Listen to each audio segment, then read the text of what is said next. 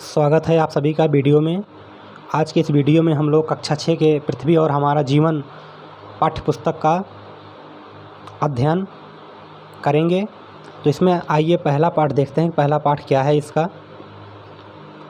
पहला पाठ है हमारा सौरमंडल। सौर अर्थात सूर्य, मंडल मतलब उसका परिवार। तो सूर्य का जो परिवार है उसे ही सौरमंडल कहा जाता है। और हमारा सौर मतलब हमारा सूर्य। वैसे तो ब्रह्मांड में बहुत सारे सूर्य हो सकते हैं, बहुत सारे तारे हो सकते हैं, सूर्य भी एक तारा है। लेकिन हमें किसका अध्ययन करना है? हमारे सौर मतलब हमारे सूर्य का। जिस सूर्य को हम और आप देखते हैं, जो सूर्य हमको और आपको ऊर्जा देता है, प्रकाश देता है, उसके मंडल मतलब उसके परिवार के जो सदस्य होते हैं, जैसे उसके परिवार के सदस्य कौन होंगे? ग्रह होंगे, उपग्रह होंगे, तमाम उल्कापिंड होंगे, धूमकेतु होंगे। तो इन सब के बारे में अध्ययन करेंगे और यही सब उसका क्या है? परिवार कहलाता है सूर्य का। और सूर्य के इस परिवार को विज्ञान में या भूगोल में आप कह लीजिए सौरमंडल का नाम दिया गया है। चलिए पहला पैराग्राफ पढ़ते हैं। रात में जब हम छत या किसी खुले स्थान से आकाश की ओर देखते हैं तो हमें अनेक चमकती हुई आकृतियाँ दिखाई देती हैं।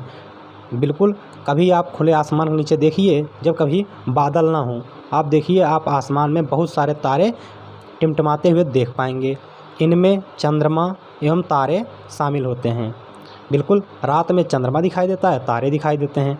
नगरों के तेज प्रकाश एवं प्रदूषण युक्त आसमान से दूर जाने पर ये आकृतियाँ अपेक्षाकृत अधिक स्पष्ट दिखाई देती हैं। जैसे देखिए, अगर आपके क्षेत्र में या जहाँ से आप आसमान को देख रहे हैं, अगर आपके यहाँ प्रदूषण ज़्यादा है, ठीक है, वायु प्रदूषण ज़्यादा है, तो आप इन तारों को, चंद्रमा को स्पष्ट रूप से थोड़ा कम देख पाएंगे। क्यों? क्योंकि जब आपका वातावरण धुंधला रहेगा, सपोज दैट मानिए कि आपके क्षेत्र में ईंट के भट्ठे काफ़ी ज़्यादा चलते हों और जो उसके धुएँ हैं वातावरण में गूंजते रहेंगे। जब वातावरण में उनके धुएँ गूंजते रहेंगे तो धुएँ की वजह से, ठीक है, आप के क्षेत्र का आसमान साफ नहीं रहेगा। तो वहाँ से आप जो है तारों को, चंद्रमा को स्पष्ट रूप से नहीं देख पाएंगे। देख तो पाएंगे लेकिन उतना स्पष्ट नहीं देख पाएंगे जितना स्पष्ट शुद्ध वातावरण वाला व्यक्ति देख पाएगा। ठीक है, तो कहता है कि आपने सोचा तो होगा कि ये सब क्या हैं, इन्हें क्या कहते हैं। तो सोचा क्या होगा, आप लोग जानते होंगे, एक तारे हैं, चंद्रमा हैं। लेकिन तारों का नाम जैसे आपको नहीं पता होगा, ठीक है, कुछ तारों के नाम, कुछ ग्रहों के नाम यहाँ जो है अवगत कराया जाएगा आपको आगे जब पढ़ेंगे। ठीक है, आगे देखते हैं। पृथ्वी से आकाश में दिखाई देने वाली ये सभी आकृतियाँ आकाशीय पिंड या खगोलीय पिंड कहलाते हैं। इनमें सूर्य, चंद्रमा, तारे आदि शामिल हैं। तो इसका उत्तर यहाँ पे दे रहा है कि वो सब क्या हैं, इनको क्या कहते हैं। तो पृथ्वी से देखने पर आकाश में जो भी पिंड दिखाई देते हैं, जो भी आकृतियाँ दिखाई देती हैं, ठीक है, उसे या तो आकाशीय पिंड कहते हैं या खगोलीय पिंड कहते हैं। खगोलीय मतलब खामिस आकाश होता है, खामिस आकाश होता है। मैंने एक वीडियो में बताया था, शायद मैंने विज्ञान वाले वीडियो में बताया था कि खामिस आकाश होता है। तो खा से आकाश हो गया और आकाश में जो गोल पिंड है उसे ही खगोलीय पिंड कह दिया गया। सूर्य, चंद्रमा, तारे आदि शामिल हैं इसमें। आइए विचार करें। चंद्रमा युक्त रातों में तारे एवं अन्य आकाशीय पिंड कम स्पष्ट दिखाई देते हैं। देखिए, आप अभी मान लीजिए आप 3-4 टॉर्च लीजिए। क्या? टॉर्च में एक टॉर्च जो है बहुत अधिक प्रकाशमान हो और जो शेष टॉर्च है आपके पास वो थोड़ा धुंधली हो, कम प्रकाशमान हो।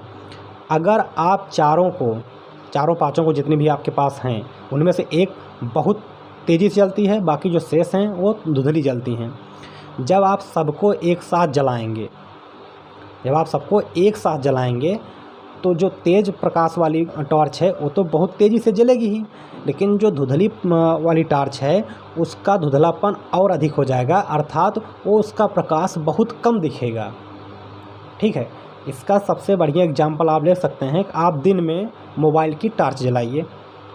दिन में जब आप मोबाइल की टॉर्च जलाते हैं, मोबाइल की टॉर्च का जो प्रकाश होता है उसका कोई असर ही नहीं होता है दिन में, लेकिन रात में देखिए कितना प्रकाशित होता है। ठीक इसी तरह हमारे आसमान में भी ऐसा होता है।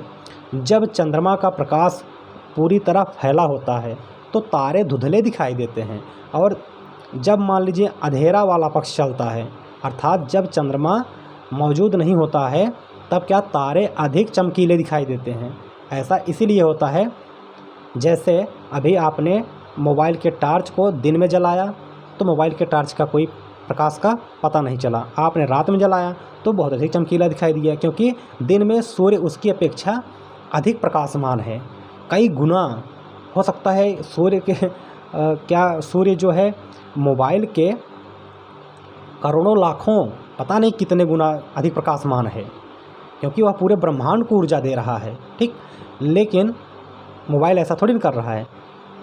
तो यही कॉन्सेप्ट वहाँ भी लागू होता है कि जब चाँद प्रकाशमान होता है तो तारे धुंधले दिखाई देते हैं, और जब चाँद आसमान में नहीं होता है तो वही तारे बहुत चमकीले दिखाई देते हैं। तो यही कारण है।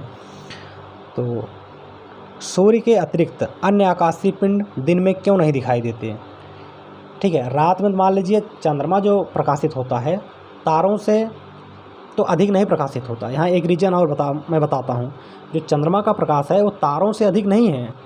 तारे भी अपने आप में बहुत ऊर्जा है और उसमें भी बहुत अधिक प्रकाश है, लेकिन चंद्रमा हमारे पृथ्वी के नज़दीक है, और जो शेष तारे हैं हमारी पृथ्वी से बहुत दूर हैं।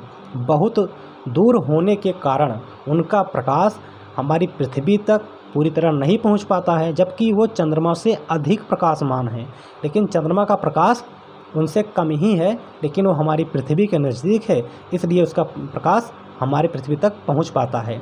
लेकिन दोनों के प्रकाश में बहुत अंतर नहीं है, इसलिए हम रात में चंद्रमा को भी देख पाते हैं, विभिन्न तारों को भी देख पाते हैं।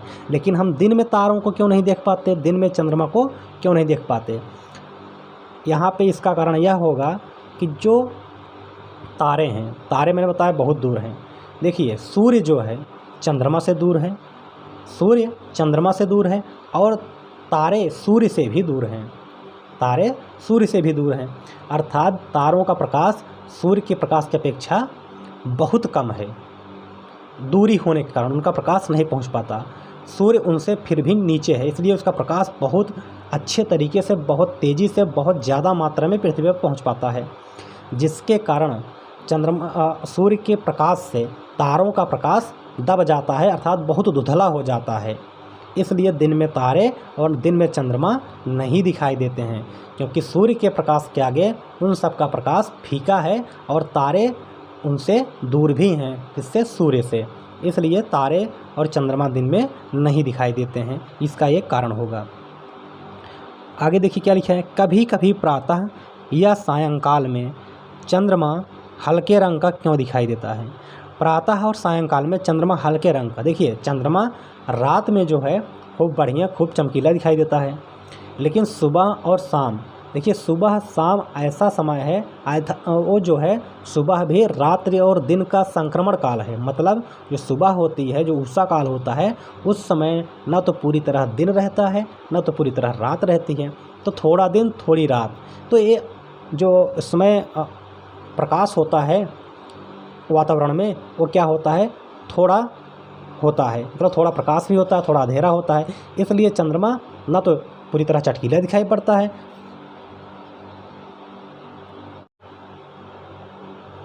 और ना ही ना ही चंद्रमा पूरी तरह धुंधला दिखाई पड़ता है, मतलब फिर वह हल्के रंग का दिखाई पड़ता है। इसका कारण हो गया। चलिए अगला देखते हैं। क्या इसका कारण सूर्य अथवा चंद्रमा का तेज प्रकाश है? रात के आकाश में टिमटिमाती हुई आकृतियों में तारे और अन्य आकाशीय पिंड शामिल हैं। तारे गर्म गैसों से बने गोले हैं, इनमें स्वयं द्वारा उत्पन्न प्रकाश से ऊष्मा होता है। हमारे आकाश में अरबों तारे हैं। बहुत से तारे हमसे इतने ज़्यादा दूर हैं कि उन्हें हम बिना शक्तिशाली दूरदर्शी के बिना नहीं देख सकते। हमारा सूर्य भी एक तारा है जो पृथ्वी के सबसे निकट है। तो चलिए इसका कारण क्या है, मैंने सब बता दिए जितने क्वेश्चन यहाँ पे आए थे। कुछ जानकारियाँ और लेते हैं। इसमें आगे लिखा है कि क्या इसका कारण सूर्य अथवा चंद्रमा का तेज प्रकाश है? बिल्कुल, सूर्य और चंद्रमा के प्रकाश के कारण ही इतने सारे परिवर्तन होते हैं कि कब जो है तारे चमकीले दिखाई देंगे, कब तारे बिल्कुल नहीं दिखाई देंगे, तो मैंने सब कुछ बता दिया किसका क्या कारण था। आगे कहते हैं कि रात में आकाश में जो भी टिमटिमाती हुई आकृतियाँ दिखाई देती हैं वह तारे हैं और अन्य आकाशीय पिंड भी शामिल हैं। मतलब वो या तो तारे हैं या तो कोई न कोई आकाशीय पिंड हैं। यहाँ पे बताया गया है कि तारे जो है गर्म गैसों से बने गोले हैं और ये स्वयं द्वारा उत्पन्न प्रकाश से प्रकाशित हैं।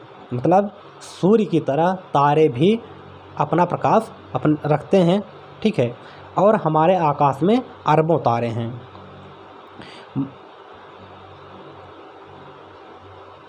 जैसे देखिए, अगर आप किसी वृक्ष को नज़दीक से देखें वह बड़ा दिखाई देता है, उसी वृक्ष को आप दूर चले जाएं, दूर से देखिए वही वृक्ष छोटा दिखाई देता है। ऐसा क्यों?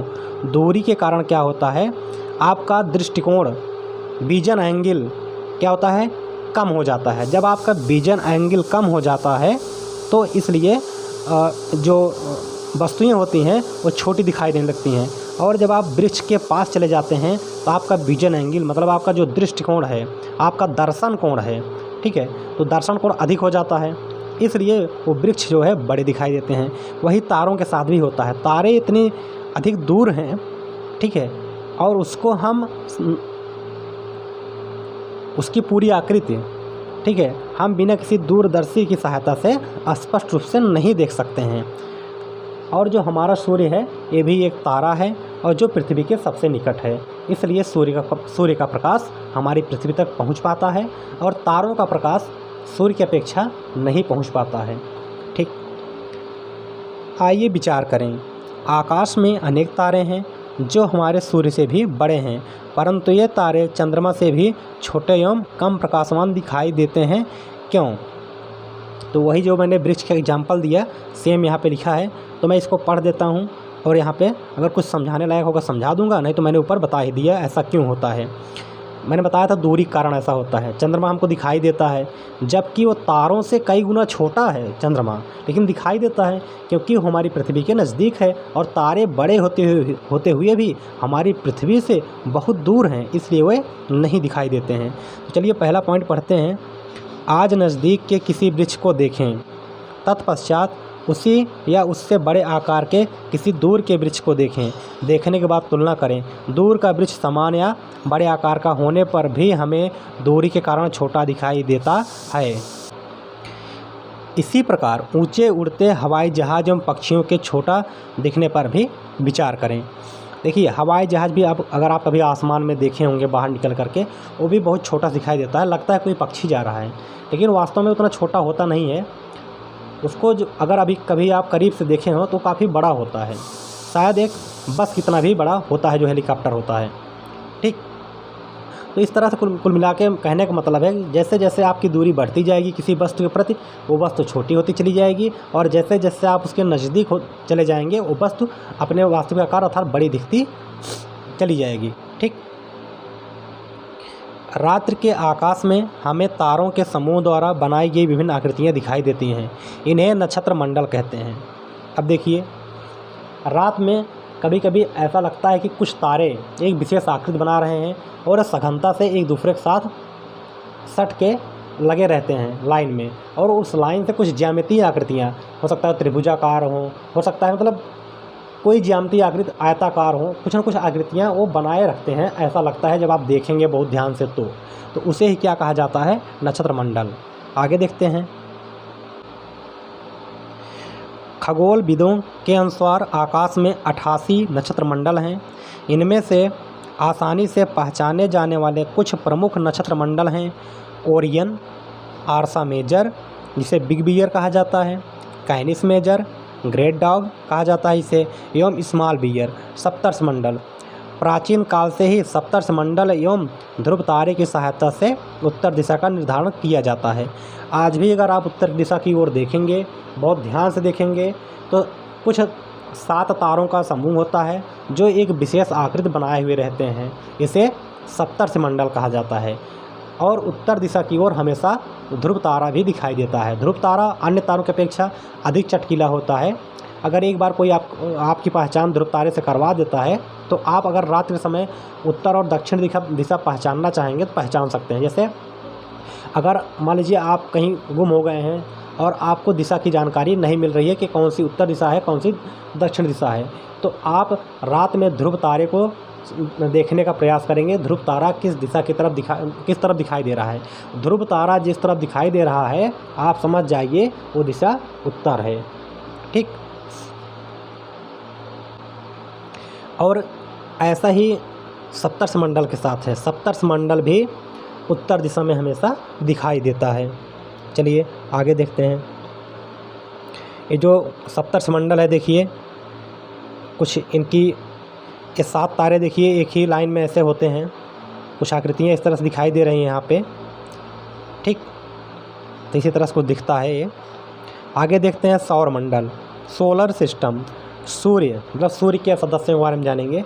सूर्य 8 ग्रह, इन ग्रहों के उपग्रह तथा कुछ अन्य खगोलीय पिंड जैसे क्षुद्र ग्रह, उच्छल तारे एवं उल्का पिंड मिलकर सौर मंडल का निर्माण करते हैं।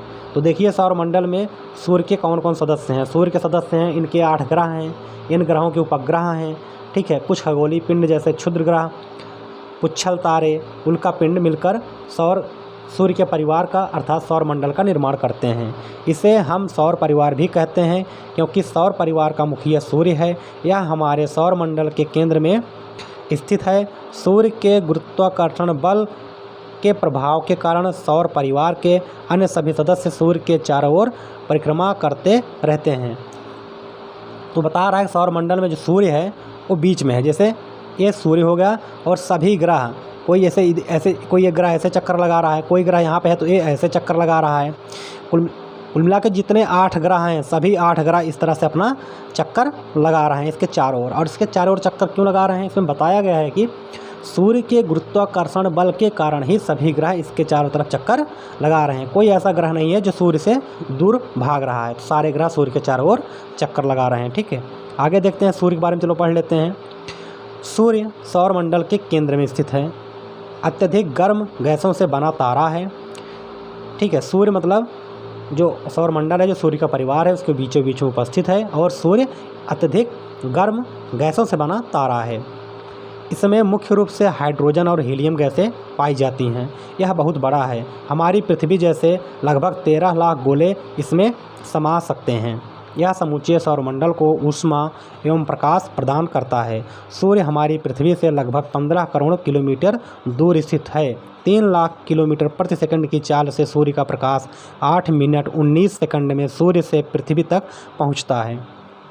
तो सूर्य किससे बना है? सूर्य हाइड्रोजन और हीलियम से बनाया है। ठीक है, और पृथ्वी से 13 लाख गुना बड़ा है सूर्य। कितना? 13 लाख। हम अपनी पृथ्वी को पूरी तरह टहल के नहीं देख पाते हैं। हम 50, 100, 700, 1000, 1200 किलोमीटर तक यात्राएं करते हैं, पृथ्वी का अंत नहीं होता है। सोचिए सूर्य कितना बड़ा होगा, 13 लाख गुना बड़ा है। मतलब 13 लाख पृथ्वी के बराबर सूर्य है। ठीक है, और यह हमारी पृथ्वी से 15 करोड़ किलोमीटर दूर स्थित है। सूर्य का प्रकाश 3 लाख किलोमीटर प्रति सेकंड की चाल से जब चलता है, मतलब कि 1 सेकंड में सूर्य का प्रकाश 3 लाख किलोमीटर दूरी तय करता है। जब इतनी तेज़ चलता है तो उसके प्रकाश को पृथ्वी पर आने में 8 मिनट 19 सेकंड लगते हैं। ठीक है, तो सोचिए कितनी स्पीड है। एग्जाम में पूछा जाता है कि सूर्य का प्रकाश की चाल कितनी है, तो 3 लाख किलोमीटर पर सेकंड सूर्य की चाल है, प्रकाश की चाल है। और कितने मिनट में सूर्य का प्रकाश पहुंचता है? 8 मिनट 19 सेकंड। ये सब नोटेड पॉइंट हैं, ये सब एग्जाम पॉइंट से काफ़ी अच्छे बिंदु हैं। ठीक है, तो यहाँ पे देखिए कुछ ग्रहों के चित्र बने हैं। ये सूर्य है सेंटर में, ठीक है, और इसके किनारे किनारे देखिए ये ग्रहों के चित्र दिखाई दिए हैं। तो आधा ही दिखाई दिया है। तो जैसे ये पहला ग्रह देखिए यहाँ पे है, लेकिन ये गोला गोला करके ऐसे चक्कर लगाता होगा, ये वाला ऐसे चक्कर लगाता होगा, ये वाला ऐसे करके चक्कर लगाता होगा। ठीक है, तो इस तरह से ये चक्कर लगाते रहते हैं ग्रह। चलिए ग्रहों के बारे में पढ़ लेते हैं। जो आकाशीय पिंड अपने तारे के चारों ओर निर्धारित कक्षा में चक्कर लगाते हैं उन्हें ग्रह कहते हैं। जैसे अगर कोई पिंड किसी तारे के चारों ओर चक्कर लगा रहा है तो उसे ग्रह कहा जाता है। जैसे सूर्य के चारों ओर जो पिंड चक्कर लगा रहे हैं उन्हें सूर्य का ग्रह कहा गया। ठीक है, इनमें स्वयं का प्रकाश व ऊष्मा नहीं होता है। देखिए जो ग्रह होते हैं उनमें अपना खुद का प्रकाश नहीं होता है। ठीक है, और तारों में क्या, तारों में अपना खुद का प्रकाश होता है। तो तारे और ग्रह में यही अंतर है कि ग्रह में अपना प्रकाश नहीं होता है और तारों में अपना प्रकाश होता है। ये तारे के प्रकाश से ही प्रकाशित होते हैं। देखिए ग्रह भी चमकते हैं, ठीक है, लेकिन ग्रह क्यों चमकते हैं? ग्रह जो है तारों के प्रभाव से चमकता है। तारों का प्रकाश क्या है, ग्रह जो है थोड़ा बहुत अवशोषित कर लेता है। ठीक है, और जब वो अवशोषित कर लेता है तो फिर ग्रह के भी थोड़े बहुत चमकीले या कोई और रंग में वो थोड़ा चमकते हैं, थोड़ा दिखाई देते हैं। जैसे हमारी पृथ्वी सूर्य के चारों ओर चक्कर लगाती है। ठीक है, किसी आकाशीय पिंड के ग्रह होने के लिए उनका आकार इतना बड़ा होना चाहिए कि गुरुत्वाकर्षण बल के प्रभाव से इनकी आकृति गोल या लगभग गोल हो तथा ये किसी अन्य ग्रह की कक्षा को न काटें। देखिए किसी भी आकाशीय पिंड को ग्रह क्यों नहीं कहा गया, तो यहाँ एक ग्रह की कंडीशन बता रहा है कि ग्रह किसे कहा जाएगा। तो ग्रह पहली बात तो बड़ा से बड़ा गोल पिंड होना चाहिए। ठीक है, या लगभग गोल जैसा, मतलब बेडाउल आकृति का नहीं होना चाहिए, वो गोल होना चाहिए। और उसको क्या क्वालिटी होनी चाहिए, वो क्या है, किसी तारे का, जैसे पृथ्वी सूर्य का चक्कर लगाती है तो कोई भी ग्रह हो वो किसी न किसी तारे का चक्कर लगाता हो, और वो चक्कर लगाता हो तो वो एक दूसरे की कक्षा को ना काटता हो। कक्षा को ना काटने का मतलब, अभी आइए थोड़ा फिगर में आ जाते हैं। जैसे ये फिगर यहाँ पे है, तो जैसे अगर इसका रूट ऐसे है, ठीक है, तो यहाँ पे आके मिल जाएगा। सॉरी इसका नहीं है, ये छोटे वाले का था। चलिए फिर देख लेते हैं। जैसे छोटे वाले का रूट ए है, ठीक, और बड़े इससे बाद वाले का रूट, सॉरी इससे बाद वाले का रूट जो है इस तरह से है। इसके बाद वाले का रूट देखिए इस तरह से है। ठीक है, इसके बाद वाले किस तरह से है। तो ये आपस में ऐसे चलते रहेंगे। जैसे अब ये ग्रह है तो ये ग्रह जैसे चला यहाँ से, तो लौट के यहाँ से नहीं आएगा। अगर यहाँ से आया, समझिए इसके रास्ते को काट रहा है। किसके रास्ते को? इस वाले ग्रह के रास्ते को। मतलब अगर कोई ग्रह किसी ग्रह के रास्ते को काटता है तो वह ग्रह की श्रेणी में नहीं आएगा। ठीक है, जैसे ये ग्रह है, अब ये ग्रह अगर इधर से लौट आए तो क्या होगा, ये ग्रह नहीं माना जाएगा। ये ग्रह तब तक माना जाएगा जब तक के सिस्टम से अपना नियम फॉलो करते हुए ये ग्रह ऐसे ऐसे अपना चले और अपनी कक्षा में चक्कर लगाते हुए वापस रिपीट करता रहे बार बार यही। ठीक है, तभी वो ग्रह कहलाएगा। हमारे सौरमंडल में 8 ग्रह हैं। सूर्य से बढ़ती दूरी के कारण इनका क्रम है बुध, शुक्र, पृथ्वी, मंगल, बृहस्पति, शनि, यूरेनस और नेपच्यून। देखिए यूरेनस का हिंदी नाम है अरुण, इसका यूरेनस का, और नेपच्यून का नाम है वरुण। ठीक है, तो इसका इंग्लिश नाम यहाँ पे लिख दिया गया है, इसको आप याद कर लीजिए। यूरेनस जो है अरुण है, नेपच्यून जो है वरुण है। सौरमंडल के सभी 8 ग्रह अपनी धुरी पर लट्टू की भांति घूमते हुए सूर्य के चारों ओर चक्कर लगाते हैं। एक घड़ी की सुई की विपरीत दिशा में अपनी कक्षा में सूर्य की परिक्रमा करते हैं। इन ग्रहों का अपनी धुरी पर घूमना परिभ्रमण एवं सूर्य के चारों ओर घूमना परिक्रमण कहलाता है। चलिए देख लेते हैं। मान लीजिए सूर्य है, ठीक है, और ये ग्रह है, तो ग्रह ऐसे ऐसे चक्कर लगाएगा गोला गोला करके। ठीक है, और इसका पथ होगा, क्या है इसका पथ, मतलब ये इसका रास्ता है। ठीक है, इस तरह से सूर्य का चक्कर तो लगा ही रहा है ग्रह, और इसके साथ साथ ग्रह अपने स्थान पर लट्टू की तरह, जैसे लट्टू ऐसे ऐसे घूमता रहता है ऐसे ऐसे। ठीक है, तो इस तरह से ये ग्रह भी अपने स्थान पे घूम रहे हैं। अपने स्थान पर घूमने के साथ साथ ये आगे भी बढ़ रहे हैं। जैसे यहाँ भी पहुँच रहे हैं तो इस तरह से घूमते हुए आगे बढ़ा, इस तरह से घूमते हुए आगे बढ़ा, इस तरह से अपने स्थान पे घूम रहा है। तो ये जो अपने स्थान पे ग्रह घूम रहे हैं, ठीक है, ये इसको जो है परिभ्रमण कहा जाता है। जैसे लट्टू अपने स्थान पे घूमता है गोल गोल, उसको परिभ्रमण कहा जाता है। ठीक है, तो ये ग्रह जो अपने स्थान पे घूम रहे हैं इसे परिभ्रमण कहा जाता है, और जो सूर्य के चारों तरफ घूम रहे हैं इसको परिक्रमण कहा जाता है। ठीक है, तो यहाँ पे आपने परिभ्रमण और परिक्रमण जाना। और एक चीज़ और है, यहाँ पे बताया गया है कि ये सूर्य के चारों ओर कैसे घूम रहे हैं। तो बताया गया है कि घड़ी की सुई के विपरीत दिशा। तो देखिए आपने घर में घड़ी देखा होगा कैसे घूमती है घड़ी की सुई। घड़ी मान लीजिए है, ठीक है, बीच में यहाँ सुई लगी होती है ऐसे ऐसे, ठीक, 300 ही होती हैं। चलिए 300 ही बना देते हैं, कोई कहीं यहाँ पे 12 लिखा होता है, यहाँ पे 3, यहाँ पे 9, यहाँ पे 6। तो सुई कैसे घूमती है? ऐसे इधर से चलती रहती है।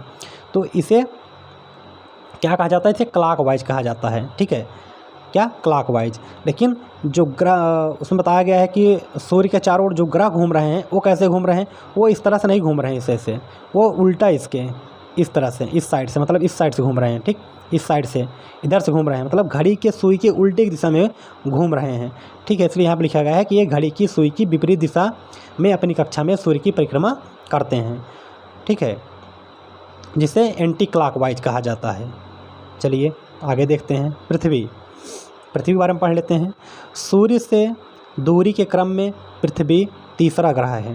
देखिए, पहला ग्रह होता है बुध, दूसरा शुक्र, तीसरा पृथ्वी। जब आप सूर्य से नंबर वाइज सब ग्रह का नाम लेंगे तो सूर्य के बाद सबसे पहले बुध आता है, फिर शुक्र आता है, फिर पृथ्वी, मतलब पृथ्वी का नंबर तीसरा है। ठीक है, आकार में यह 5वां सबसे बड़ा ग्रह है। जो हमारे सौरमंडल में 8 ग्रह हैं, 8 ग्रह में इसकी नंबरिंग जो है, इसकी रैंकिंग बड़े होने के हिसाब से, ठीक है, तो 5वीं है। हमारी पृथ्वी लगभग गोलाकार की है। यह ध्रुवों पर थोड़ी चपटी है तथा मध्य में थोड़ी उभरी हुई है। देखिए, हमारी पृथ्वी गोलाकार है लेकिन ये पूरी तरह गोल नहीं है। ठीक है, जैसे यहाँ पे दिखाया गया है, ये पृथ्वी हमारी दिख रही है लेकिन कह रहा है कि ध्रुवों पर चपटी है। देखिए, इससे कहा जाता है, फिगर में समझ लेते हैं, ये जो ध्रुव है इसे कहा जाता है दक्षिणी ध्रुव। ठीक है, ये दक्षिणी ध्रुव है और इसे कहा जाता है उत्तरी ध्रुव। ठीक, ये उत्तरी ध्रुव है। तो ध्रुवों पर पृथ्वी चपटी है, मतलब इतना गोल नहीं है, इस तरह से कुछ है। देखिए, मान लीजिए इतना मिटा दीजिए, इतना मिटा दीजिए, यहाँ से इतना, यहाँ से मिटा दीजिए, तो ये जो शेष बच रहा है इतना, यही इस तरह के कुछ पृथ्वी है। वही कह रहा है ध्रुवों पर चपटी है और बीच में क्या है, थोड़ा सा उभरी हुई है, मतलब ये थोड़ा सा यहाँ पे बढ़ के है। तो कुल मिलाकर कहा जाए तो थोड़ा इस तरह से इसका आकार बनेगा, इस तरह से, पूरी तरह गोल नहीं होगा। यहाँ चपटा, यहाँ चपटा, यहाँ देखिए थोड़ा बढ़ के है। तो राइटर यही कहना चाहता है इसमें। ठीक, इसके आगे देख लेते हैं।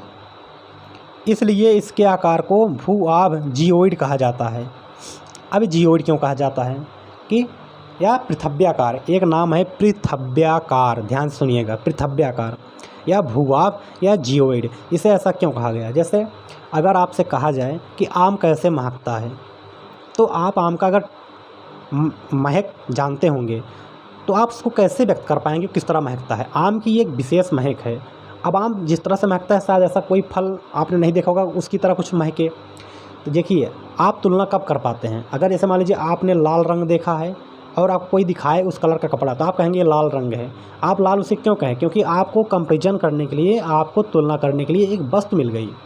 लेकिन अब आम की महक है, कटहल की महक है, तो इसको तुलना करने के लिए, इसकी तुलना करने के लिए आपके पास अन्य कोई फल नहीं है आप कह सकें या इस तरह महकता है। ठीक है, अगर मान लीजिए कोई आपको आकृति दिखाई गई और वो त्रिभुजाकार है और आपने देखते ही कह दिया अरे ये त्रिभुजाकार है। आपने त्रिभुजाकार कैसे जाना? क्योंकि आप त्रिभुज को जानते हैं। अब तिकोनी देखे, 3 कोण उसमें देखे, आपने त्रिभुजाकार कह दिया क्योंकि आपने त्रिभुज देखा है। लेकिन अब पृथ्वी का, जैसे पृथ्वी पहले गोलाकार कहेगी क्योंकि लोग गोल वस्तुओं को देखे थे तो गोले से तुलना कर दिए। लेकिन जब बताया गया कि पृथ्वी जो है ध्रुवों पर चपटी है और बीच में थोड़ा उभरी है, तब इस तरह की उनको कोई आकृति मिली ही नहीं।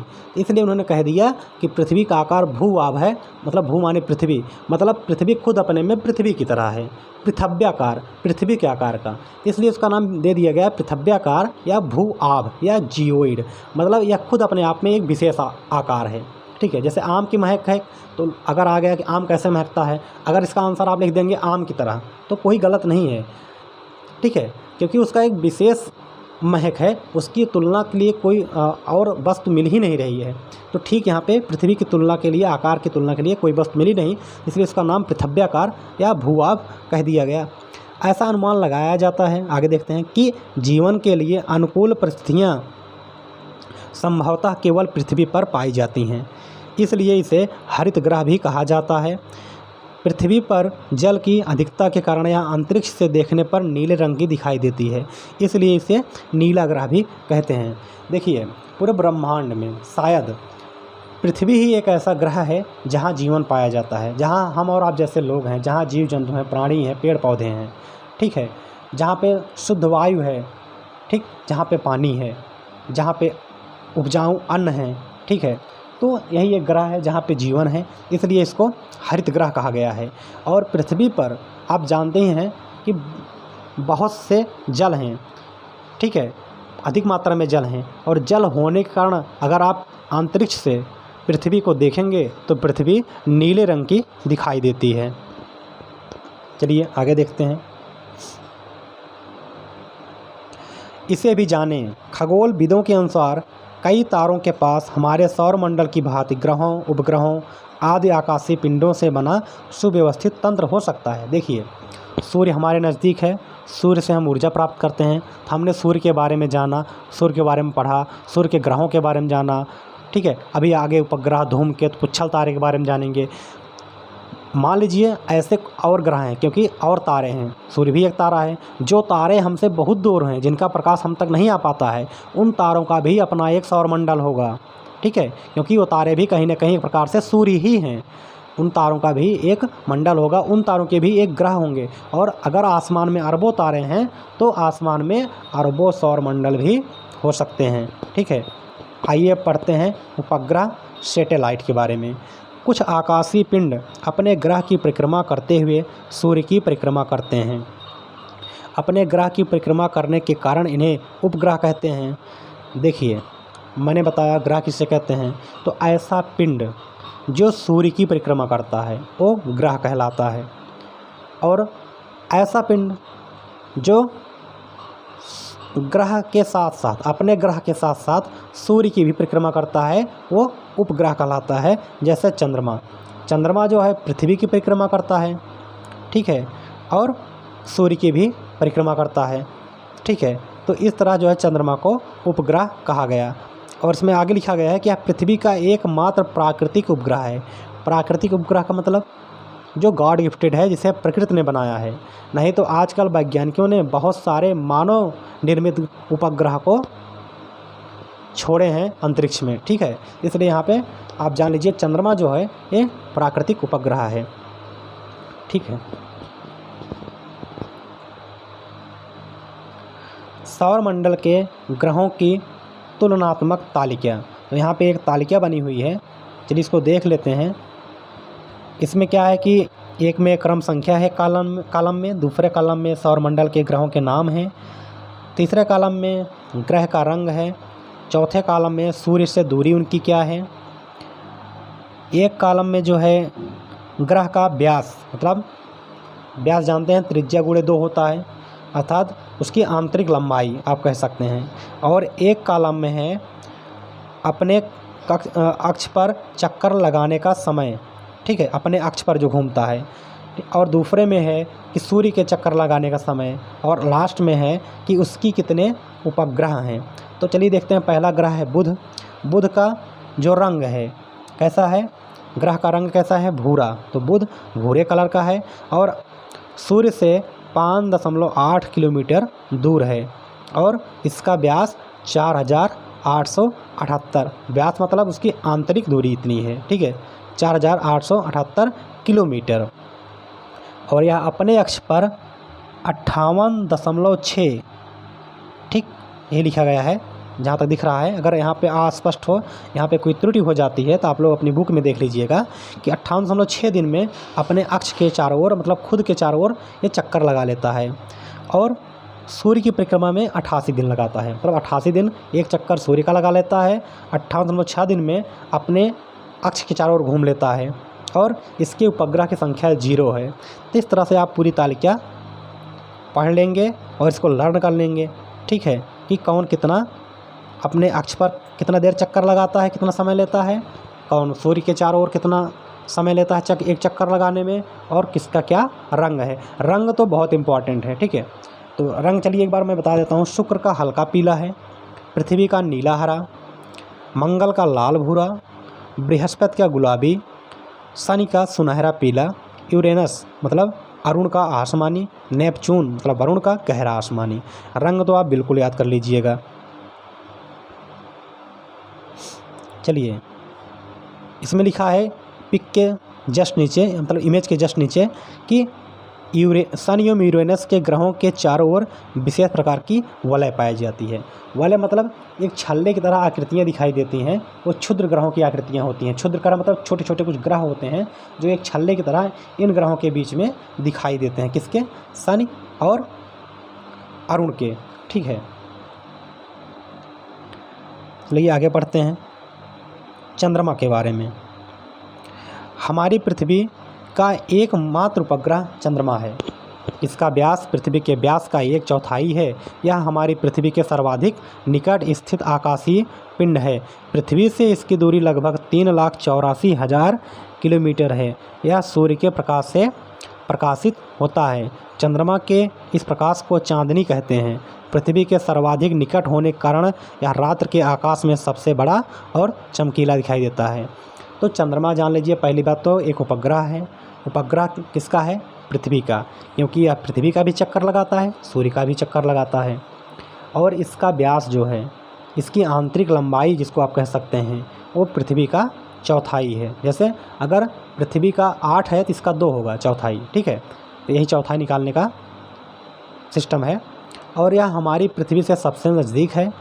पृथ्वी से इसकी दूरी 3,84,000 किलोमीटर है। ठीक, इसका जो प्रकाश होता है उसको चांदनी कहा जाता है।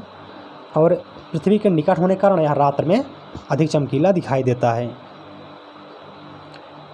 इन्हें भी जानें। शुक्र एवं यूरेनस को छोड़कर सभी ग्रह घड़ी की सुई के विपरीत दिशा में परिभ्रमण करते हैं। इन दोनों ग्रहों की परिभ्रमण की दिशा घड़ी की सुई की दिशा में होती है। यूरेनस के उपग्रह भी उसके चारों ओर घड़ी की सुई की दिशा में परिक्रमा करते हैं। तो यह कहना चाहता है ये कि सूर्य के जितने ग्रह हैं, जैसे मान लीजिए बुध हैं, ठीक है, शुक्र तो नहीं है क्योंकि शुक्र और यूरेनस को छोड़ कर कह रहा है। बुध हुआ, ठीक है, पृथ्वी हुआ, मान लीजिए बुध है, ये पृथ्वी है। तो मैंने बताया कि घड़ी के विपरीत दिशा में, घड़ी कैसे चलती है? ऐसे, इस तरह से चलती है, मतलब इधर की, ठीक, ऐसे चलती है घड़ी की सुई। तो बताया गया कि ये जो ग्रह हैं इस तरह से नहीं घूमते हैं। ठीक है, एक ग्रह कैसे घूमते हैं? एक ग्रह जो है इधर की तरफ घूमते हैं, इस तरह से। ठीक है, इनका मुंह मान लीजिए इस तरफ होता है घूमने का, अपने अक्ष पर इस तरह से घूमते हैं। यही है घड़ी की सुई की विपरीत दिशा। लेकिन सौरमंडल में 2 ग्रह ऐसे हैं जो घड़ी की सुई की दिशा में घूमते हैं। ठीक है,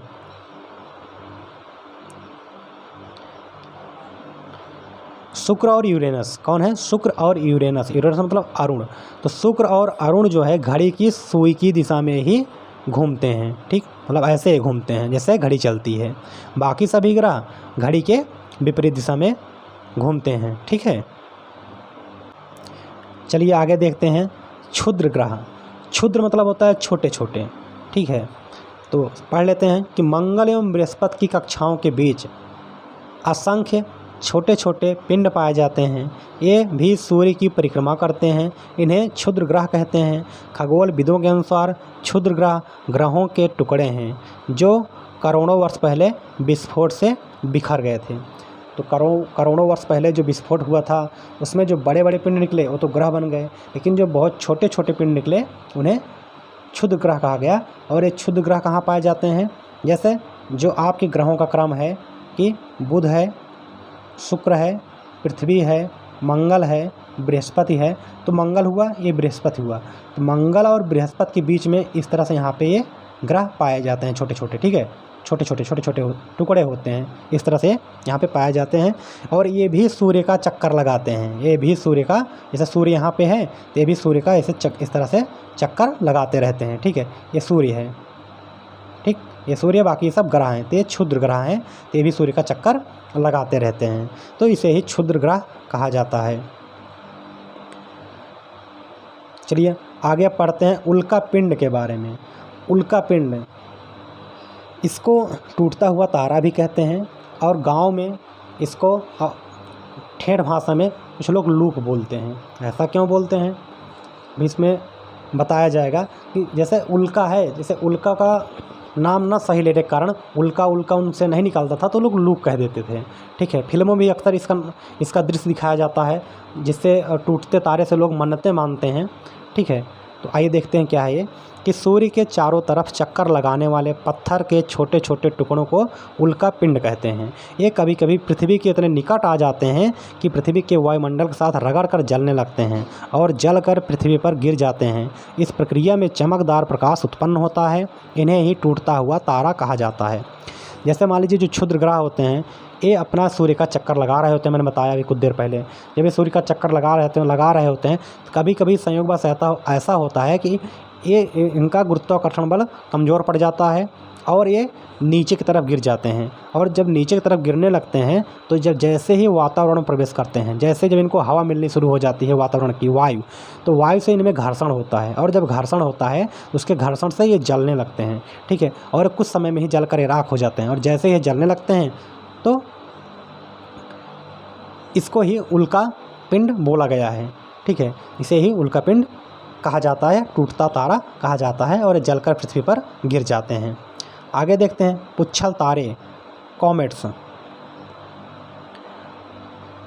पुच्छल तारे अथवा धूमकेतु चट्टानों, बर्फ, धूल और गैस के बने आकाशीय पिंड होते हैं। अक्सर ये आकाशीय पिंड अपनी कक्षा में घूमते हुए सूर्य के पास आ जाते हैं। सूर्य के ताप के कारण इसकी गैसें धूल और बर्फ वाष्प में बदल जाती हैं। यही वाष्प मुख्य पिंड से एक लंबी सी चमकीली पूंछ के रूप में बाहर निकल आती है। गुरुत्वाकर्षण के कारण इस तारे का सिर सूर्य की तरफ तथा पूंछ हमेशा ही बाहर की तरफ होती है जो हमें चमकती दिखाई देती है। तो ये कह रहे हैं कि जो पुच्छल तारे होते हैं जिसे धूमकेतु कहा जाता है, ये बर्फ़, धूल, गैस और चट्टानों से मिलकर बने होते हैं। ये अपनी कक्षा में जब चक्कर लगा रहे होते हैं तो कभी कभी ये धीरे धीरे सूर्य के पास पहुंच जाते हैं। जब ये सूर्य के पास पहुंच जाते हैं तो सूर्य में भी गुरुत्वाकर्षण बल है। तो सूर्य के गुरुत्वाकर्षण के बल के कारण जो इस धूमकेतु का जो सिर होता है वो सूर्य की तरफ होता है और जो इसका पीछे का वाला भाग होता है वो सूर्य से बाहर की तरफ होता है। जब ये सूर्य के पास पहुंचते हैं तो ये जैसे जलने लगते हैं और जलने लगने के कारण क्या होता है कि उसका जो पिछला हिस्सा होता है किसका, धूमकेतु का, वो जलता हुआ दिखाई देता है और उसकी एक जैसे लगता है कोई चमकीली सी पूंछ बन गई है पीछे की तरफ, तो इसलिए इसको पुच्छल तारा कहा जाता है। ठीक है, आगे देखते हैं। आप सोच रहे होंगे कि इतने सारे ग्रह, उपग्रह और क्षुद्र ग्रह एक ही सूर्य के चारों ओर निरंतर चक्कर लगा रहे हैं फिर भी कभी आपस में टकराते नहीं हैं, ऐसा कैसे संभव होता होगा? तो आइए करके देखें। चलिए करके देखते हैं क्या है। इसमें एक क्रियाकलाप है जिसमें जो है विद्यालय के कुछ बच्चों को, जैसे 8 ग्रह हैं, 8 बच्चों को हम ग्रह बना देंगे और एक बच्चे को सूर्य बना देंगे। सभी की एक निश्चित कक्षा बता देंगे, सभी को इसी पथ पर चलना है। जैसे ठीक है, अभी मान लीजिए ये सूर्य एक बच्चा बन जाएगा। ठीक है, एक बच्चा सूर्य बन गया और सबका एक, जैसे एक ग्रह बुध हो गया, एक बच्चा यहाँ खड़ा कर देंगे, किसी बच्चे को यहाँ खड़ा कर देंगे, शुक्र हो गया, किसी बच्चे को इससे दूर मान लीजिए यहाँ खड़ा कर देते हैं, बुध, शुक्र, पृथ्वी हो गया। और बता देंगे सबको निश्चित कक्षा पर ही चक्कर लगाना है अपना अपना। ठीक है, ऐसे इसका भी ऐसे पाथ बना लेंगे हम, पृथ्वी का भी। तो जब सब अपनी व्यवस्था के अनुसार निश्चित क्रम में चलेंगे तो कभी कोई एक दूसरे से टकराएगा नहीं। ठीक है, तो यही कॉन्सेप्ट यहाँ पे समझाया गया है। ठीक, इसको आप पढ़ लीजिएगा। और इनका मार्ग जो होता है दीर्घवृत्ताकार होता है। तो दीर्घवृत्त जो आकृति होती है वो गोल नहीं होती है, ये जो है बीच में थोड़ा सा, जैसे बीच वाला हिस्सा है तो थोड़ा सा चौड़ा होता है और ऊपर और नीचे चपटा होता है, इसे ही दीर्घवृत्त कहा जाता है। इंटर में आप मैथमेटिक्स में इस तरह के सवाल लगाएंगे, वहाँ आपको दीर्घवृत्त, परवलय ये सब मिलेगा। ठीक है, चलिए जान लेते हैं कुइपर मेखला ये क्या है। यह नेपच्यून के पार सौरमंडल के आखिरी सिरों पर एक तस्तरी के आकार की विशाल पट्टी है। यहाँ पे कुछ मिस प्रिंटिंग हुई है, तो तस्तरी के बाद जो लिखा गया है शायद मिस प्रिंट है। तस्तरी के आकार की विशाल पट्टी है, इसमें असंख्य खगोलीय पिंड उपस्थित हैं जिनमें कई बर्फ़ से बने हैं। धूमकेतु इसी क्षेत्र से आते हैं। खगोलविदों का अनुमान है कि यहाँ से ग्रह जैसे कई बड़े बड़े आकाशीय पिंड भी हो सकते हैं। प्लूटो भी इसी मेखला में स्थित है। देखिए, जब हमारे ग्रह के सभी, हमारे सौरमंडल के सभी ग्रह समाप्त हो जाते हैं, ग्रह का जहाँ अंत हो जाता है, ठीक है, चलिए यहाँ फिगर देख लेते हैं। जैसे मान लीजिए ये आपका सबसे अंतिम ग्रह क्या है, यूरेनस। इसके पार कह रहा है सौरमंडल के आखिरी सिरों पर यहाँ पे एक तस्तरी नुमा, ठीक है, तस्तरी नुमा आकृति है, एक विशाल पट्टी है तस्तरी नुमा, ठीक है, ये पट्टी बन गई है यहाँ पे तस्तरी नुमा। तस्तरी आप लोग जानते हैं प्लेट, ठीक है, और इसमें असंख्य खगोलीय पिंड उपस्थित हैं। तो ये जो तस्तरी नुमा आकृति है यूरेनस के, नेपच्यून के बाद, ठीक है, नेपच्यून के बाद जो ये आकृति है इसे क्या कहा जाता है, कुइपर मेखला कहा जाता है। कुइपर मेखला तस्तरी के आकार की है। यहाँ पे बहुत सारे आकाशीय पिंड हैं जो बर्फ़ के बने हैं, और धूमकेतु भी इसी मेखला का, इसी बेल्ट का सदस्य है, ठीक है, और प्लूटो भी इसी मेखला में स्थित है। प्लूटो किसे कहा जाता है, प्लूटो का हिंदी नाम है यम, क्या, यम है। यम भी पहले ग्रह माना जाता था, क्या, ग्रह माना जाता था, लेकिन यह किसी अन्य ग्रह के कक्षा को काटता था। मैंने बताया था ग्रह वही होगा जो किसी दूसरे के रास्ते को, किसी दूसरे के कक्षा को मतलब कोई किसी दूसरे के रास्ते को डिस्टर्ब ना करे। अगर वो किसी दूसरे के रास्ते को डिस्टर्ब करेगा वह ग्रह नहीं माना जाएगा। तो यम महोदय क्या करते थे, एक ग्रह था जिसके रास्ते को काट देते थे। इनके जो रास्ते को काट देते थे, तो ये इनका रास्ता काटने के कारण यम को कह दिया गया भैया तुम ग्रह की श्रेणी से बाहर रखे जाओगे, तुम ग्रह बनने लायक नहीं हो, ठीक है। इसलिए यम को ग्रह की श्रेणी से बाहर कर दिया गया, और तब से बुक में 8 ग्रह पढ़ाया जाने लगा, ठीक है। इन्हें भी जानें, चलिए जान लेते हैं क्या है। हमारे सौरमंडल में अगस्त 2006 के पहले 9 ग्रह माने जाते थे। अभी मैंने बताया यम 9वां ग्रह था। यह नेपच्यून की कक्षा का अतिक्रमण करता था, अर्थात यह वरुण मतलब ये नेपच्यून की कक्षा को काटता था। मतलब जैसे सूर्य है, ठीक है, वरुण यहाँ कहीं है, ये अपना चक्कर इसे से लगाता था। इसके बाद यम था, तो यम क्या करता था, ये कभी कभी सूर्य का चक्कर तो लगाता ही था पहले, इस तरह से इसकी कक्षा काट देता था, इसकी कक्षा काट देता रहा होगा, ठीक है, कभी कभी इसकी कक्षा काट देता रहा होगा। तो कुल मिला के इसके पथ को डिस्टर्ब करता था, इसलिए इसको क्या हुआ, ग्रह की श्रेणी से हटा दिया गया। तो 24 अगस्त 2006 की अंतर्राष्ट्रीय खगोलीय संघ IAU, ठीक है, इसकी बैठक प्राग में होती है। तो इस बैठक में यम को ग्रह की श्रेणी से हटा दिया गया। अगला है ब्रह्मांड। ब्रह्मांड का निर्माण कैसे हुआ या कैसा है, इसकी आकृति कैसी है, इसके बारे में पढ़ेंगे। आपने तारों भरे खुले आकाश में एक ओर से दूसरी ओर तक फैली चौड़ी सफ़ेद पट्टी की तरह चमकदार पथ मार्ग को देखा होगा। यह करोड़ों तारों का समूह है। जब आप आसमान में बहुत ध्यान से देखेंगे शायद इस तरह की आकृति दिखाई दे। इस पट्टी को आकाशगंगा कहते हैं। जो पट्टी दिखाई देगी चमकदार मार्ग की चौड़ी सफ़ेद पट्टी, उसी को हम क्या कहते हैं, आकाशगंगा। हमारी आकाशगंगा का नाम है मंदाकिनी। जो भाग पृथ्वी से दिखाई देता है उसे मिल्की वे कहते हैं। इसका आकार सर्पिला तस्तरी जैसा है। इसमें लगभग 1 अरब तारे हैं। हमारा सौरमंडल इसी आकाशगंगा का एक भाग है। तो जब कभी आप आसमान में देखेंगे जो चौड़ी सफ़ेद पट्टी दिखाई देगी, ठीक है, तो वही क्या है, आकाशगंगा है। और ये हमारी ही आकाशगंगा है।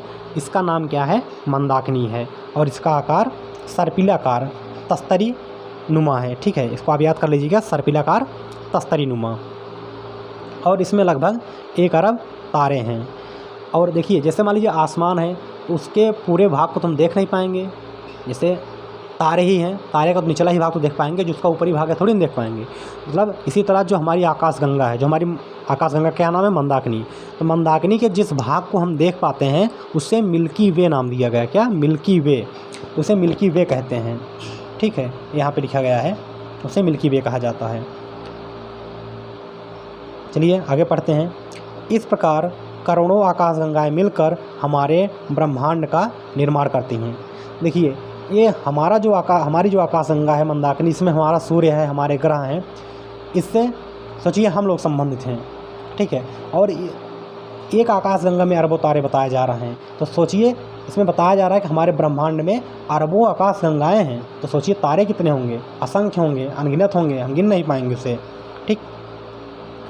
आपने विचार किया है कि हमारे ब्रह्मांड में आकाशगंगा, सूर्य, पृथ्वी आदि आकाशीय पिंडों की उत्पत्ति कैसे हुई? तो क्या आपने कभी सोचा है कि सूर्य, पृथ्वी, ठीक है, कैसे बने होंगे? तो चलिए आइए इन्हें भी जानें। तो क्या जानते हैं कि प्रकाश वर्ष यह दूरी मापने की इकाई है। प्रकाश द्वारा अंतरिक्ष में एक वर्ष में चली गई दूरी प्रकाश वर्ष कहलाती है। तो एग्जाम में बहुत पूछा जाता है कि प्रकाश वर्ष किसे कहते हैं। तो प्रकाश द्वारा जो एक वर्ष में दूरी चली जाती है उसे ही प्रकाश वर्ष कहा जाता है। इसकी माप लगभग 946 खरब किलोमीटर होती है। तारों के मध्य दूरी, आकाशगंगा का आकार, आकाशगंगाओं के मध्य दूरी आदि दूरियां मापने के लिए इसका प्रयोग करते हैं। हमारी आकाशगंगा इतनी विशाल है कि प्रकाश की गति से चलने पर इसके एक सिरे से दूसरे सिरे तक जाने में 1 लाख वर्ष लगेंगे। तो ठीक है, हमारी आकाशगंगा इतनी विशाल है। तो जैसे अगर आकाशीय या अंतरिक्ष की कोई भी दूरी मापते हैं, ठीक है, तो उसको हम प्रकाश वर्ष में मापते हैं, ठीक है। आगे देखते हैं कि ब्रह्मांड की उत्पत्ति बिग बैंग, एक बिग बैंग सिद्धांत था। तो इस सिद्धांत को आइए यहाँ पे पढ़ते हैं। इसी सिद्धांत को मान्यता दी गई है कि यही सबसे मान्य सिद्धांत है ब्रह्मांड की उत्पत्ति का। तो बिग बैंग और इस तरह के कई सिद्धांत दिए गए हैं, ठीक है। और लेकिन यहाँ पे बिग बैंग के बारे में ही बताया जाएगा।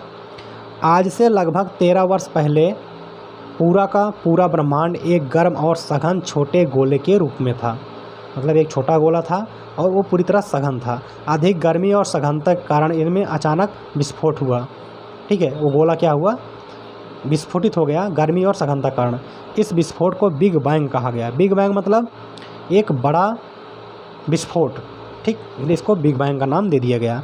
विस्फोट के बाद ब्रह्मांड तेज़ी से फैलने लगा। यह फैलाव आज भी जारी है, ठीक है। तो इसका मानना है कि ब्रह्मांड आज भी फैल रहा है, ब्रह्मांड आज भी बढ़ रहा है तेज़ी से चारों तरफ, ठीक है। बिग बैंग की घटना के कुछ करोड़ वर्ष के बाद तारों और आकाशगंगाओं का निर्माण होने लगा। वास्तव में आकाशगंगा का निर्माण हाइड्रोजन, हीलियम गैसों तथा धूल कणों से बने विशाल बादल के इकट्ठा होने से हुआ। तो आकाशगंगा का निर्माण कैसे हुआ? हाइड्रोजन और हीलियम गैसें, धूल कणों से हुआ। आकाशगंगा को बनाने वाले इन बादलों को निहारिका कहते हैं। तो एग्जाम में पूछा जाता है कि निहारिका किसे कहते हैं? तो आकाशगंगा को बनाने में जो बादल सहयोग किए, जिन बादलों का उपयोग हुआ, उन्हें ही निहारिका कहा जाता है। गुरुत्वाकर्षण के प्रभाव के कारण इन बादलों से गैसीय पिंड बने, जिससे तारों का निर्माण प्रारंभ हुआ। तो गुरुत्वाकर्षण बल के कारण क्या हुआ, कुछ पिंड आपस में चिपक करके एक दूसरे से चिपक गए और गैस और धूल कणों के साथ मिल करके क्या बनाए, तारे बनाए। आकाशगंगा के केंद्र सबसे दूर स्थित मंदाकिनी से चले प्रकाश वर्ष को हमारी पृथ्वी तक पहुंचने में 1000 करोड़ वर्ष लग जाएंगे।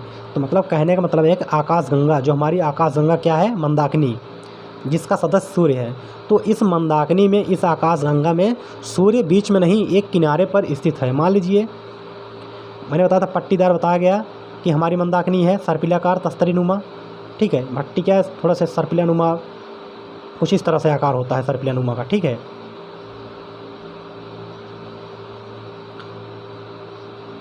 एक कुछ इस तरह से प्लेट की आकृति रही होगी और एक सर्पिलाकार इस तरह से इसकी आकृति रही होगी, ठीक है।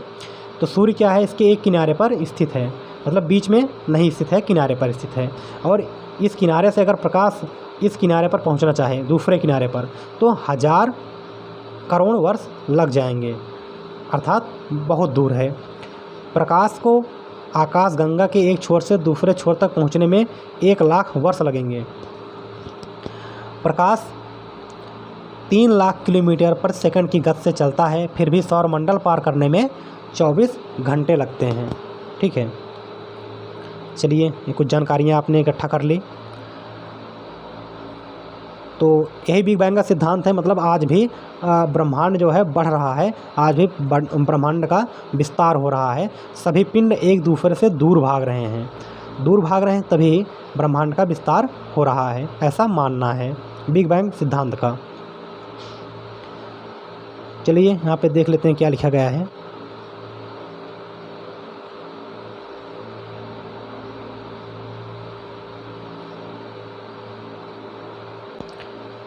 चलिए आगे पढ़ते हैं।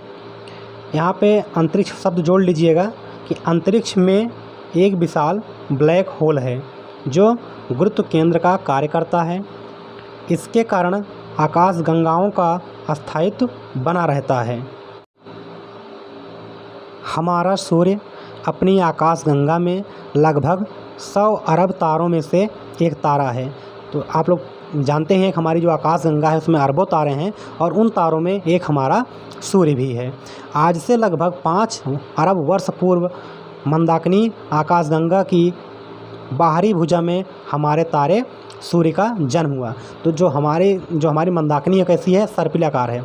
तो सर्पिलाकार में जो एक भुजा है, बाहरी भुजा, जो बाहरी तरफ उसकी भुजा है, उसमें ही हमारे सूर्य का जन्म हुआ था। सूर्य अपने जन्म से ही आकाशगंगा के केंद्र की परिक्रमा कर रहा है। वर्तमान में यह आकाशगंगा की बीच की भुजा में स्थित है। कौन? सूर्य। सूर्य अब कहाँ स्थित है? आकाशगंगा की बीच की भुजा में। और पैदा कहाँ हुआ था? यह आकाशगंगा की बाहरी भुजा में पैदा हुआ था। सूर्य की उत्पत्ति के समय के कुछ समय बाद उसके चारों ओर छोटे छोटे आकाशीय पिंडों और गैसीय बादलों का संचयन होने लगा। मतलब छोटे छोटे आकाशीय पिंड जुड़ करके गैसीय बादलों के साथ एक होने लगे। इस संचयन के परिणाम स्वरूप ग्रहों, उपग्रहों, क्षुद्र ग्रहों, पुच्छल तारों आदि का निर्माण होने लगा। तो इसके बाद धीरे धीरे संचयन से फलस्वरूप ग्रह, उपग्रह, क्षुद्र ग्रह, पुच्छल तारे आदि बने। ठीक है। और इसके साथ साथ धीरे धीरे जब सूर्य बना, सूर्य के ग्रह, उपग्रह बने, तो इस तरह से सूर्य का परिवार तैयार हो गया, जिसे ही सौरमंडल कहते हैं। और इस तरह हमारे सौरमंडल का निर्माण हुआ। कृष्ण विवर ब्लैक होल। चलिए ब्लैक होल के बारे में थोड़ा जान लेते हैं। थोड़ा मैंने वहाँ बताया था आपको कि यह एक ऐसा स्थान है, ऐसा पिंड है अंतरिक्ष में जिसका गुरुत्वाकर्षण बल बहुत अधिक है। तो ब्लैक होल एक ऐसा आकाशीय पिंड है जिसका बहुत अधिक भार अथवा द्रव्यमान अत्यंत सीमित स्थान पर एकत्र रहता है, अर्थात इसका घनत्व बहुत अधिक होता है। इस कारण ब्लैक होल का गुरुत्वाकर्षण बल इतना शक्तिशाली होता है कि कुछ भी इसके खिंचाव से बच नहीं सकता है। यहाँ तक कि अपने ऊपर पड़ने वाले प्रकाश को भी अवशोषित कर लेता है, अर्थात इसमें जाने वाला प्रकाश भी इसके बाहर नहीं आ पाता है। इसलिए यह दिखाई भी नहीं देता है। इसके स्थान पर केवल काला रंग ही दिखाई देता है। इसलिए इसे कृष्ण विवर या ब्लैक होल कहा जाता है। तो देखिए ये जो एक पिंड है, क्या कृष्ण विवर, तो ये पिंड दिखाई नहीं देता है। पिंड दिखाई क्यों नहीं देता है? क्योंकि यह इतना ज़्यादा काला है, सिर्फ लगता है कोई काला धब्बा है। इसका गुरुत्वाकर्षण बल इतना अधिक है, इसके सामने कोई भी चीज़ पड़ जाती है तो इसको खींच लेता है। ठीक है। और इसने क्या किया है, ब्रह्मांड में जो हमारी आकाशगंगा है इसके स्थायित्व को ये बनाए रखा है। उसके अस्तित्व को ऐसे बनाए रखा है कि जैसे जो हमारी आकाशगंगा है या कहीं इधर उधर भटक जाए तो क्या करता है, कृष्ण विवर जो है इसको भटकने नहीं देता है, क्योंकि कृष्ण विवर जो है उसको खींच के अपने गुरुत्वाकर्षण बल में बांध के रखा है। ठीक है। और इस पर बताया गया कि जो भी प्रकाश की किरणें पड़ती हैं, यह प्रकाश की किरणों को भी अवशोषित कर लेता है और इसको बाहर भी नहीं छोड़ता है। तो इसलिए इसको काला धब्बा, ब्लैक होल या कृष्ण विवर भी कहा जाता है। कुछ शब्दावली यहाँ पे है। अंतरिक्ष, इसके बारे में जान लेते हैं। तो विभिन्न आकाशीय पिंडों के बीच वायु रहित रिक्त स्थान जो है उसे ही अंतरिक्ष कहा जाता है। जैसे जब आप अपने वातावरण से दूर जाते हैं, ऊंचाई पर जाते हैं, जहाँ से आपको निर्वात मिलना प्रारंभ हो जाता है, जहाँ आपको हवा ना मिले, तो समझ लीजिए कि आप अंतरिक्ष में प्रवेश कर चुके हैं। ब्रह्मांड असीम विशाल अंतरिक्ष जिसमें करोड़ों आकाशगंगाएं हैं। मतलब यह संपूर्ण जो कुछ भी आपको दिखता है, जो कुछ भी आपको नहीं दिखता है, यह संपूर्ण रिक्त क्षेत्र जो है क्या है, ब्रह्मांड है। उपग्रह वह आकाशीय पिंड जो ग्रह की परिक्रमा करते हुए सूर्य की परिक्रमा पूरी करता है, उपग्रह कहलाता है। खगोलविद वह वैज्ञानिक जो ब्रह्मांड के विषय में जानकारी प्राप्त करते हैं उन्हें ही खगोलविद कहा जाता है। मतलब आकाशीय अगर उनके पास कोई जानकारी है पिंडों से संबंधित तो उन्हें ही खगोलविद कहा जाता है। तो इस तरह से पाठ आपका समाप्त होता है। वीडियो अच्छा लगा हो वीडियो लाइक कीजिए, चैनल सब्सक्राइब कीजिए। Thank you.